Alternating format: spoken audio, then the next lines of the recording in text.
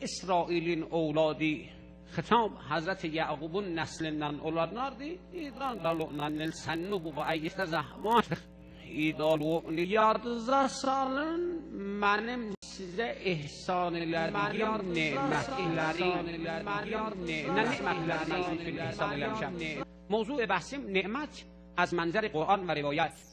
نعمت ندی یک و neçə növdi və nə işlər bais olar nalos abdəlşən idi olsun, nə işlər bais olar Allah-u Zülcelal nimetlərin bizdə nimet وقتی معنای لیفلر گاهی بعضیler buyururlar به معنای مال و ثروتی.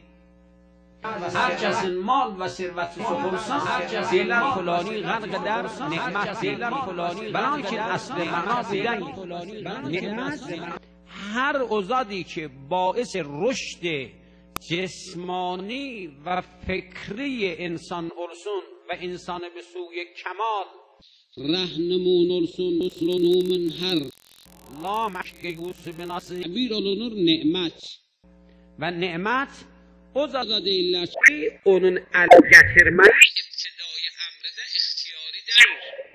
Mesela farz buyurun libasa nimet demezler. Zeyliye birlik gideş pazardan alaq. Ama bizim gözümüz, kulağımız, a'za ve cevarihimiz nimettir. Muncal Allah'ın nimetleri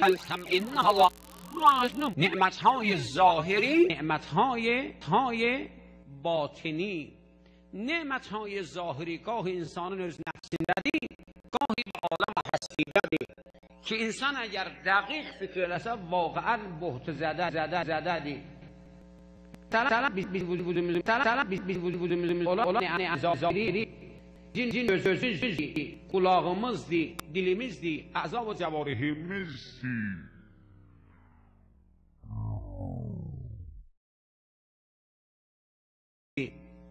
Bunlar nimetهای ظاهری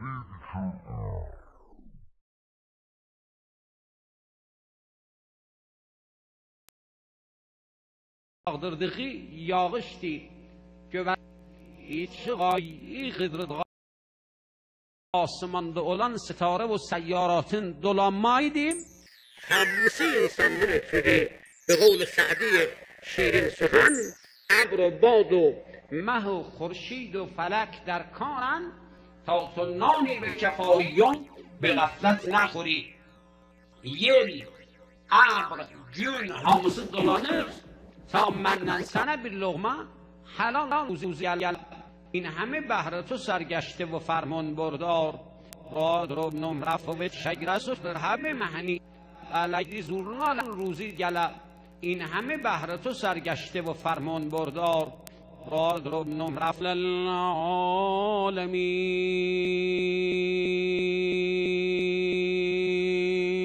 من اقتدا göberen sebzelerdi.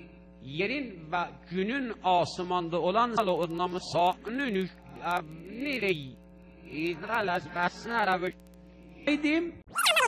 Asmanda olan ستاره و سیاراتın dolanmaydım.